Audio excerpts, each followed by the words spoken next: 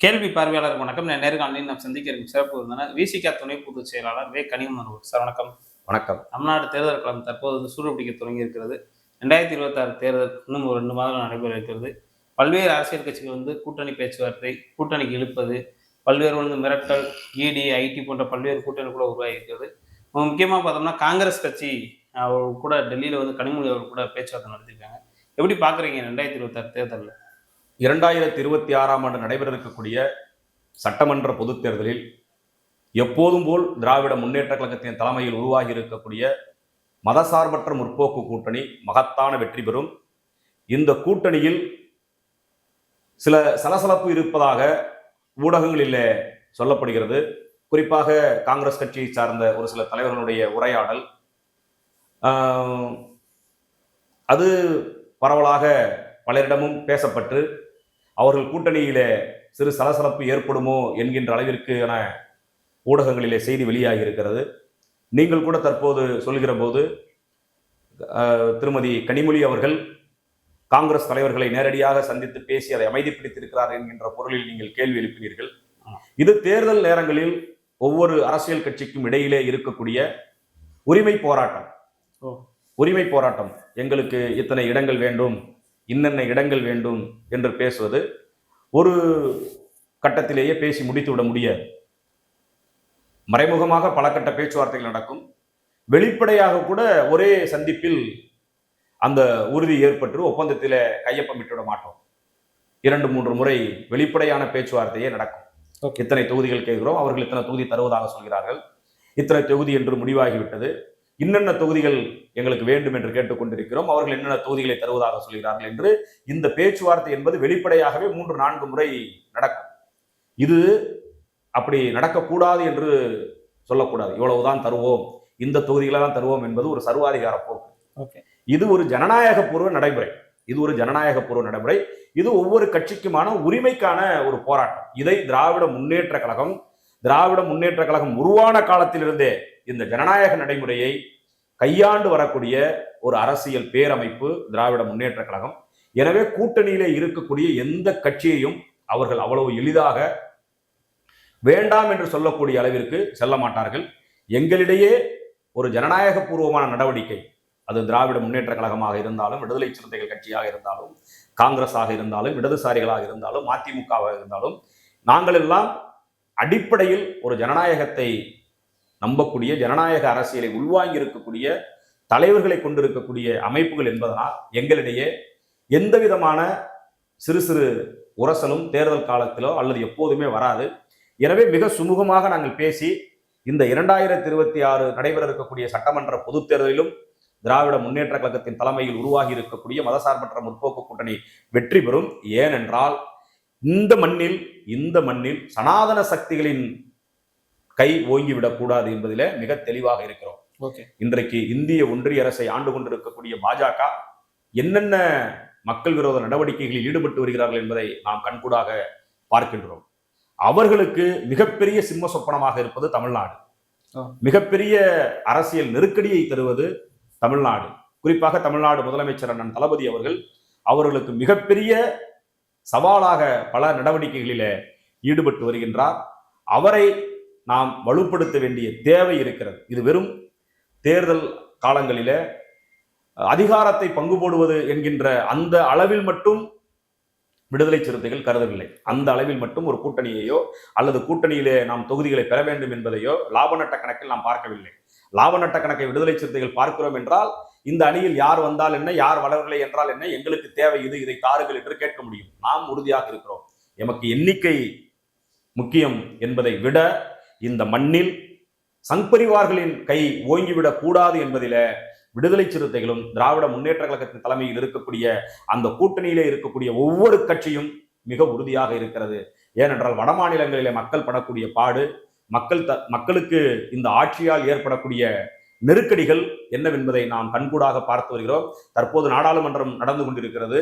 நாடாளுமன்றத்தில் கூட அரசமைப்பு சட்டத்திற்கு எதிரான நடவடிக்கைகளை எப்படியெல்லாம் அவர்கள் கையாண்டு வருகிறார்கள் என்பதை நாம் கண்கூடாக பார்க்கிறோம். இன்றைக்கு அவர்களுக்கு இருக்கக்கூடிய அவர்களின் எண்ணிக்கை பலம் நாடாளுமன்றத்தில் இருப்பதனால் அவர்கள் எப்படியாவது இந்த அரசமைப்பு சட்டத்தை நாம் நீர்த்து போக செய்ய வேண்டும் என்கின்ற முயற்சியில ஈடுபட்டு வருகிறார்கள்.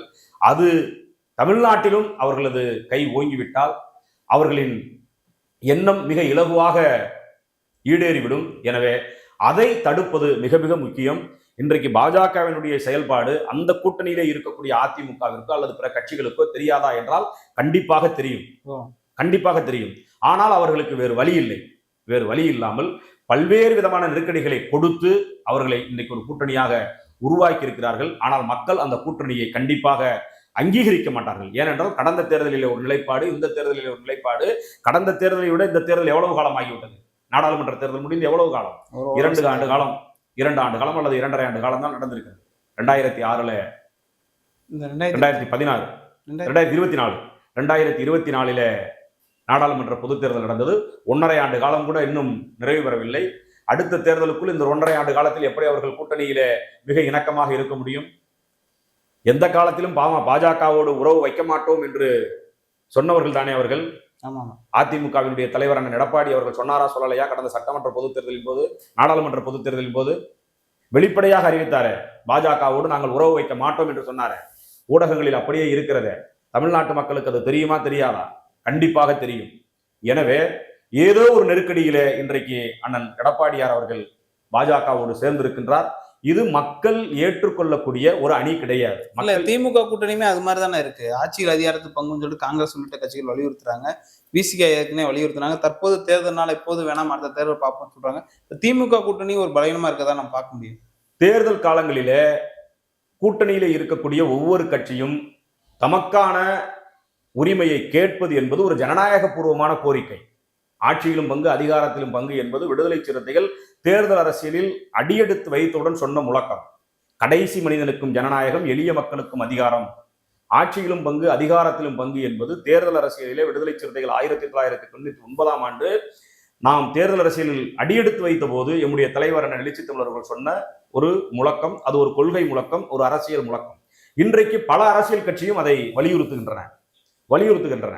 இது ஒரு ஜனநாயக பூர்வமான கோரிக்கை. காங்கிரஸ் இன்னைக்கு கேட்கிறது என்றால் கேட்கக்கூடாது என்பதல்ல. ஒவ்வொரு கட்சியும் கேட்க வேண்டும். காங்கிரஸ் கேட்க வேண்டும், இடதுசாரிகள் கேட்க வேண்டும், மதிமுக கேட்க வேண்டும். இதுவெல்லாம் கேட்பது என்பது ஜனநாயக பூர்வமான ஒரு கோரிக்கை, கேட்கக்கூடாது என்பதல்ல. ஆனால் அதற்கான காலம் கண்டிப்பாக கனிந்து வரும்.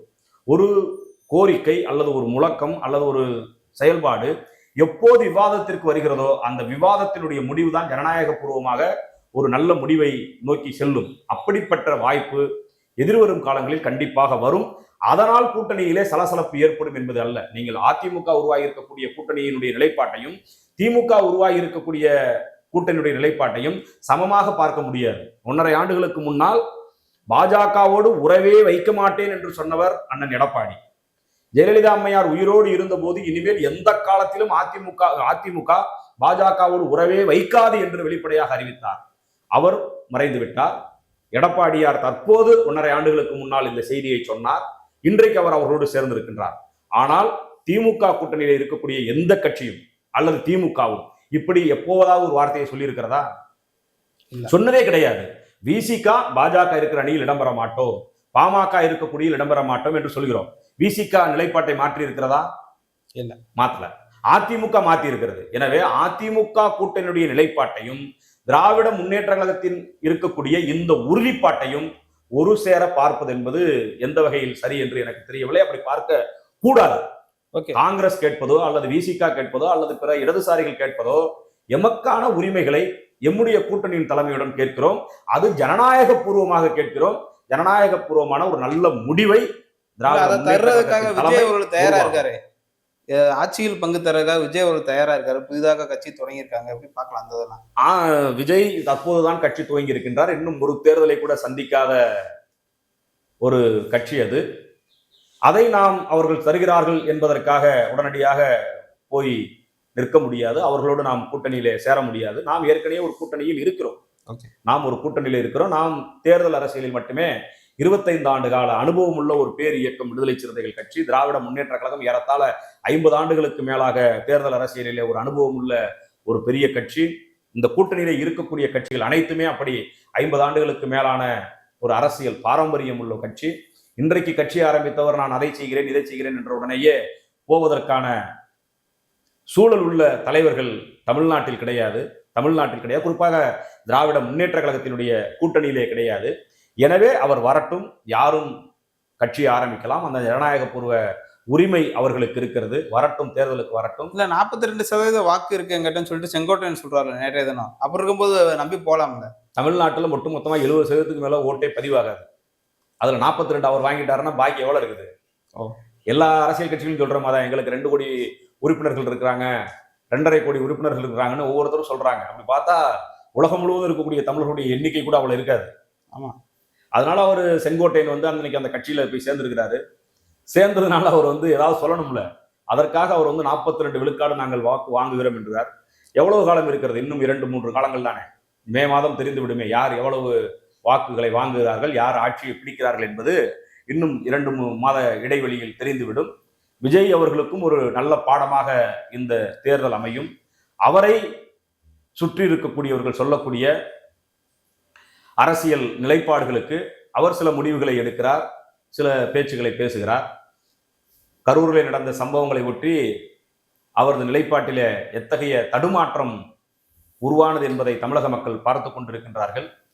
அந்த தடுமாற்றத்தினுடைய வெளிப்பாட்டை தமிழக மக்கள் தேர்தல் களத்திலே கண்டிப்பாக வழங்குவார்கள். எனவே அவருக்கு தேர்தல் அரசியலில அனுபவம் இல்லை. இந்த தேர்தல் அவருக்கு ஒரு பெரிய அனுபவத்தை தரும் என்று விடுதலை சிறுத்தைகள் நம்புகிறோம். நம்ம முக்கியமா பார்த்தோம்னா இந்த தேர்தல் டிஎம்கே விசஸ் டிவிகேன்னு ஒரு கருத்தை நேரடியாக வைக்கிறாங்க. இத்தனை ஆண்டு காலமாக ஒரு எதிர்கட்சியாக அதிமுக இருந்தது. முக்கியமா பார்த்தோம்னா என்டிஏ கூட்டணியாக அது ஒரு பலமான ஒரு கட்சியா இருக்கக்கூடிய சூழல்ல நான் தான் திமுகவுக்கு எதிரி, நான் தான் மாற்றுன்னு சொல்றதை நம்ம எப்படி பார்க்கலாம்? ஒரு விஜய் அவர் வந்து டஃப் கொடுப்பாரு அந்த தேர்தலில். திமுக சொல்லல, அப்படி சொல்லல. அவங்க சொல்லதானே செய்வோம். கட்சி ஆரம்பிக்க பாஜக அப்படிதான் சொல்லுது. பாஜகவா திமுகவா பார்ப்போம் அப்படின்னு சொல்லுது. ஆனா தமிழ்நாட்டில் 2 அணிதான், ஒன்று அதிமுக, இன்னொன்று திமுக. இதுதான் நெடுங்காலமாக இருப்பது. ஆனால் சமீப காலமாக அதிமுக அந்த வலிமையை பாஜகவால் இழந்து கொண்டிருக்கிறது. அந்த வலிமையை அதிமுகவிற்கு என்ற ஒரு பெரிய வலிமை இருக்கிறது, மக்கள் செல்வாக்கு இருக்கிறது. அதை சில காலங்களாக, சில வருடங்களாக அவர்கள் எடுக்கக்கூடிய அந்த நிலைப்பாட்டில் பாஜகவை நம்புவதனால், அந்த வலிமை அவர்களுக்கு குறைவதனால் டிவிக்கே அந்த இடத்தை கைப்பற்ற வேண்டும் என்று துடிக்கிறது, பாஜக துடிக்கிறது. ஆனால் அது தேர்தலத்தில் தான் உறுதியாக மக்கள் கொடுக்கக்கூடிய தீர்ப்பில் தான் அதை சொல்ல முடியும். அதிமுகவுக்கு இந்த நேரத்தில் நாம் மீண்டும் மீண்டும் சொல்வது, அதிமுக தமிழ்நாட்டில் ஒரு வலிமையான அமைப்பு என்பதை யாராலும் மறுக்க முடியாது. அது பாஜகவை நம்பி தன்னுடைய வலிமையை இழக்கக்கூடாது என்பது விடுதலை சிறுத்தைகளின் வேண்டுகோள். இது நம்ம முக்கியமா பார்த்தோம்னா 2026 தேர்தல், ஏன்னா தொடர்ந்து பார்த்தோம்னா ஒரு 6-7 வருடம் அனைத்து தேர்தலும் விசிக இருக்கக்கூடிய கூட்டணி வந்து வெற்றி பெற்றுதான் இருக்கு. இந்த தேர்தலில் ஆனால் திருமாவளவனுடைய செயல்பாடு எப்போ இருக்கும், விசிக எப்படி களம்னு அமைக்க போறான்ற ஒரு கேள்வி எழுது, எப்படி பார்க்கலாம்? தமிழ்நாட்டு அரசியல்ல ஒரு தலைவர் அப்படின்னா வந்து எதிர்கட்சிகளை சார்ந்தவர்கள் வந்து விமர்சிப்பாங்க, அல்லது நேசிக்காம இருப்பாங்க, அல்லது வருத்தம் தெரிவிப்பாங்க, அல்லது கண்டிப்பாங்க. ஓகே. தமிழ்நாட்டு அரசியல் மட்டுமல்ல, இந்திய அரசியலில் ஒரு தலைவரை எதிரணியை சார்ந்தவரும் நேசிக்கிறார்கள் என்றால் அந்த பெருமைக்குரிய தலைவர் விடுதலை சிறுத்தைகளின் தலைவர் அண்ணன் திருமாவளவன் அவர்கள். எந்த அரசியல் கட்சியா இருந்தாலும், அது கொள்கை பகைவர்களாக இருந்தாலும் அல்லது கூட்டணியிலே எதிரணியிலே இருக்கக்கூடிய தலைவர்களாக இருந்தாலும், விடுதலை சிறுத்தைகளின் தலைவரை நேசிப்பார்கள், அவரை மதிப்பார்கள், அவரை அங்கீகரிப்பார்கள். என்ன காரணம்னா, விடுதலை சிறுத்தைகளின் தலைவர் ஒரு நம்பிக்கையான தலைவர் என்பதை தமிழ்நாட்டு அரசியல் களத்திலே உறுதிப்படுத்தி இருக்கின்றார். நம்பிக்கையான தலைவர்.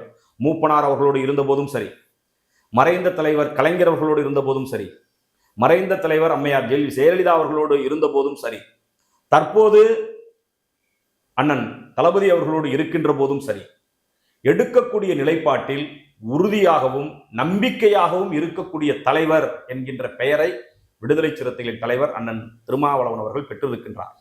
தேர்தல் அரசியல் என்பது சூது, சூழ்ச்சி, நயவஞ்சகம், உடனிருந்து கழுத்தறுப்பது போன்ற பல்வேறு விதமான சதி செயல்களை உள்ளாக்கிய களம். யாரையும் நம்ப முடியாது, யாரையும் நம்ப முடியாத ஒரு களம். அந்த களத்தில் லாப நட்ட கணக்குகளை பார்க்காமல் ஒரு நம்பிக்கையோடு உறுதிப்பாட்டோடு இருக்கக்கூடிய தலைவராக அண்ணன் திருமாவளவன் அவர்கள் இருப்பதனால் அந்த அணி வெற்றி அணியாக ஒவ்வொரு தேர்தலிலும் பரிணமித்து வருவதை தமிழ்நாட்டு மக்கள் பார்த்து வருகிறார்கள். எனவே விடுதலை சிறுத்தைகள் இன்றைக்கு தமிழ்நாட்டு அரசியலில் அல்லது கூட்டணியில சேர்க்கக்கூடிய விவகாரங்களில் ஒரு தவிர்க்க முடியாத ஒரு பெரும் சக்தியாக நிமிர்ந்து நிற்கிறது. ஒரு காலத்தில் அம்பேத்கர் இயக்கம் என்றால் இவர்களை சேர்த்து கொண்டால் பிறருடைய வாக்கு கிடைக்காது என்கின்ற நிலை இருந்தது. கடந்த 20 ஆண்டுகளுக்கு முன்னால் அம்பேத்கர் இயக்கத்தை சார்ந்தவர்களை இந்த கூட்டணியிலே சேர்த்து கொண்டாலே பிற சமூக மக்களினுடைய வாக்குகள் நமக்கு கிடைக்காது என்கின்ற ஒரு நிலை இருந்ததை நாம் மறுக்க முடியாது. அது உண்மையும் கூட.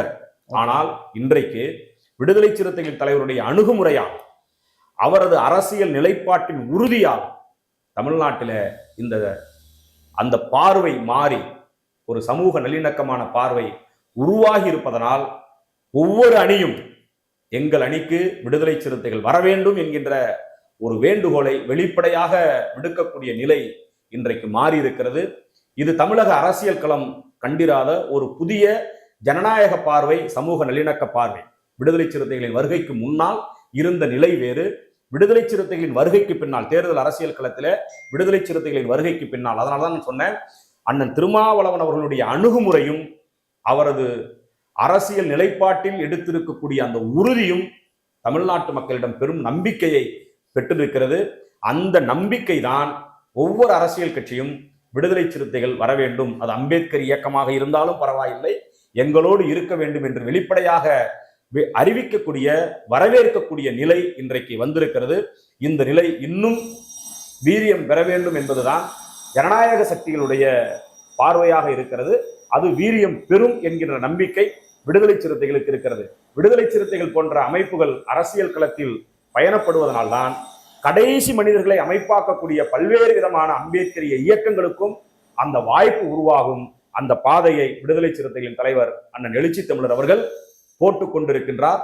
இது கடைசி மனிதனுக்கு ஜனநாயகம் கிடைக்கும் வரை, எளிய மக்களுக்கு அதிகாரம் கிடைக்கும் வரை இந்த அரசியல் களத்தில் விடுதலை சிறுத்தைகள் பயணப்படுவோம். அந்த அணுகுமுறையால் இந்த நிலையை எட்டியிருக்கக்கூடிய எம்முடைய தலைவர் எளிய மக்களுக்கு அதிகாரம் கிடைக்கக்கூடிய வகையில் தம்முடைய பயணத்தை உறுதிப்படுத்துவார். அதனால் பல அரசியல் கட்சிகள் நம்மை வேண்டும் என்று வரவேற்கிறார்கள். ஓகே சார், அது 2026 தேர்தலில் முதலமைச்சர் மு க ஸ்டாலின் சொன்ன மாதிரி 200 தொகுதிகளுக்கு மேலே ஜெயிக்க வாய்ப்பு இருக்காது. கண்டிப்பாக இந்த கூட்டணி 200க்கும் மேற்பட்ட தொகுதிகளில் வெற்றி பெறும். அண்மையிலே நடைபெற்ற திராவிட முன்னேற்ற கழகத்தின் இளைஞரணி கூட்டத்தில், விருதுநகரில் நடந்த கூட்டத்தில் அந்த எழுச்சியை பார்க்க முடிந்தது. இன்றைக்கும் தேர்தல் களத்தில் ஒரு நிர்வாக கட்டமைப்புள்ள ஒரு பெரும் அமைப்பு இது என்றால் திராவிட முன்னேற்ற கழகம் என்பதை யாரும் மறுக்க முடியாது. முகாம் வாரியாக, அதாவது வாக்குச்சாவடி வாரியாக, வாக்குச்சாவடியில உள்ளே பணியாற்றக்கூடிய தோழர்களையும் வெளியே பணியாற்றக்கூடிய தோழர்களையும் நிர்வாக கட்டமைப்போடு வளர்த்தெடுத்திருக்கக்கூடிய ஒரு அரசியல் கட்சி திராவிட முன்னேற்ற கழகம் என்பதை எதிரணியில இருக்கக்கூடியவர்களோடு நம்பிக்கொள்வார்கள். தேர்தல் வேலையா, அது திமுக காரரிடம் தான் கற்றுக்கொள்ள வேண்டும் என்று வெளிப்படையாக சொல்லக்கூடிய அளவிற்கு அந்த கட்சி தேர்தல் அரசியல் வேலை திட்டங்களில நிர்வாக கட்டமைப்போடு இயங்கக்கூடிய ஒரு பேர் அமைப்பு. அந்த பேர் அமைப்பு வலுவான கூட்டணியை உருவாக்கி வைத்திருக்கிறது. இந்த கூட்டணியிலே சிறு கீறல் கூட விழுகாத அளவிற்கு இந்த கூட்டணியை தலைமை ஏற்று தமிழ்நாடு முதலமைச்சர் அண்ணன் தளபதி அவர்கள் வழிநடத்தி கொண்டிருக்கின்றார். ஒரு தேர்தல் 2 தேர்தல் கிடையாது. தலைவர் கலைஞர் அவர்கள் மிகப்பெரிய அரசியல் ஞானி என்று தமிழக அரசியலில் போற்றப்பட்டு வந்தது. மிகப்பெரிய எழுத்தாளர், மிகப்பெரிய கவிஞர், மிகப்பெரிய இலக்கியவாதி, அரசியல் நுணுக்கம் அறிந்தவர். அவரை போல் ஒரு அரசியல் தலைவர் யாரும் இல்லை என்று சொல்லக்கூடிய அளவிற்கு தலைவர் கலைஞர் அவர்கள் மிகப்பெரிய ஜாம்பவனாக தமிழ்நாட்டு அரசியல் களத்தில் இந்திய அரசியலை தீர்மானிக்கக்கூடிய வலிமையை பெற்றவர். அவர் கூட ஒரு தேர்தலில் வெற்றி பெற்றால் அடுத்த தேர்தலில் வெற்றி வாய்ப்பை இழக்கக்கூடிய நிலைதான் திராவிட முன்னேற்ற கழகம் சந்தித்திருந்தது. ஆனால் அண்ணன் தளபதி அவர்கள் கடந்த 3 பொது தேர்தல்களை அவர் கூட்டணி அமைத்து அவரது உழைப்பால் 3 தொடர்ச்சியான சட்டமன்ற பொதுத் தேர்தல், நாடாளுமன்ற பொதுத் தேர்தலை தொடர்ச்சியாக 3 தேர்தலில் இந்த கூட்டணியை வைத்து வெற்றி காண்டிருக்கின்றார். தொடர்ச்சியாக இந்த வெற்றி தொடரும். அதற்கு மிக முக்கியமான காரணம் திராவிட முன்னேற்ற கழகத்தில் இருக்கக்கூடிய தேர்தல் பணியாற்றக்கூடிய தோழர்களுடைய அந்த நிர்வாக கட்டமைப்பு திறன். 2வது அவர் அமைத்திருக்கக்கூடிய இந்த கூட்டணி வலிமை.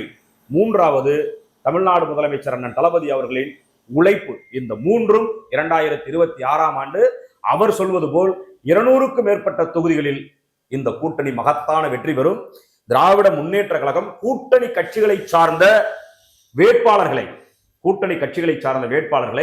அவர்கள் கட்சியின் வேட்பாளர் என்று பார்க்கக்கூடிய பார்வையும் அந்த கட்சியினுடைய மாவட்ட செயலாளர்களுக்கு இருக்கிறது. திராவிட முன்னேற்ற கழகத்தை சார்ந்த மாவட்ட செயலாளர்கள் கூட்டணி கட்சியிலே போட்டியிடக்கூடிய கூட்டணி கட்சியின் வேட்பாளர்களையும் தம்முடைய கட்சியின் வேட்பாளர்கள் என்று பார்க்கக்கூடிய அந்த ஜனநாயக பார்வை அந்த கட்சிக்கு இருப்பதனால் அந்த நம்பிக்கை திராவிட முன்னேற்ற கழகத்தின் தலைவர் அண்ணன் தளபதி அவர்களுக்கு இருக்கிறது. அதனால் 200க்கும் மேற்பட்ட தொகுதிகளில் கண்டிப்பாக வெற்றி பெறுவோம் என்று அவரால் துணிச்சலாக அறிவிக்க முடிகிறது. அதற்கு காரணம் திமுக நிற்கக்கூடிய தொகுதிகளில் மட்டும் திமுகவினுடைய மாவட்ட செயலாளர் அல்லது தேர்தல் பொறுப்பாளர்கள் வீரியமாக வேலை பார்ப்பார்கள் என்பது அல்ல. அவர் உறுதியாக சொல்வது எந்த அடிப்படையில் என்றால், நம்முடைய கூட்டணியிலே கூட்டணிக்கு கொடுக்கக்கூடிய தொகுதிகளையும் திமுகவை சார்ந்த மாவட்ட செயலாளர்களும் தேர்தல் பொறுப்பாளர்களும் உரிமையாக மிகுந்த வீரியத்தோடு பணியாற்றி வெற்றி பெற வைப்பார்கள் என்கின்ற அந்த உறுதி அவருக்கு இருப்பதனால் 200க்கும் மேற்பட்ட தொகுதிகளில் திராவிட முன்னேற்ற கழகத்தின் கூட்டணி வெற்றி பெறும் என்று அறிவிப்பு செய்கிறார். ஏனென்றால் திமுக நின்றால் ஒரு 150 தாண்டி 160 தொகுதிக்குள் தான் இருக்க முடியும். 200 தொகுதிகளுக்கு மேல் வெற்றி பெற முடியும் என்றால் கூட்டணி கட்சிகளையும் திராவிட முன்னேற்ற கழகத்தின் வேட்பாளராக பார்க்கக்கூடிய அந்த ஜனநாயக பார்வை தமிழ்நாடு முதலமைச்சர் திராவிட முன்னேற்ற கழகத்தின் தலைவருக்கு இருக்கிறது. அவர்களின் மாவட்ட செயலாளர்களும் தேர்தல் பொறுப்பாளர்களும் அந்த வேலையை திறம்பட செய்வார்கள் என்கின்ற அந்த உறுதியும் நம்பிக்கையும் அவருக்கு இருப்பதனால் 200க்கும் மேற்பட்ட தொகுதியில் கண்டிப்பாக 2026ஆம் ஆண்டு நடைபெற இருக்கக்கூடிய சட்டமன்ற பொதுத் தேர்தலில் திராவிட முன்னேற்ற கழகத்தின் தலைமையில் உருவாக்கி இருக்கக்கூடிய ஜனநாயக முற்போக்கு கூட்டணி மகத்தான வெற்றி பெறும். ஓகே சார், நன்றி. நன்றி.